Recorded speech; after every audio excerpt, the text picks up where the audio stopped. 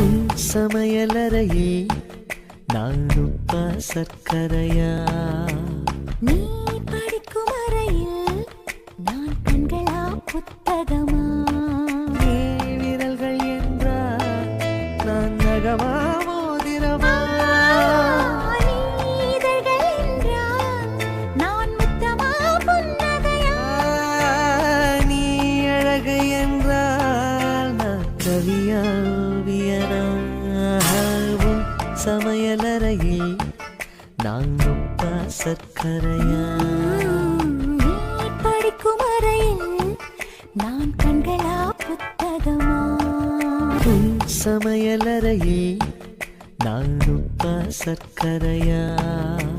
நீ படிக்கும் அறையில் நான் கண்களா புத்தகமா?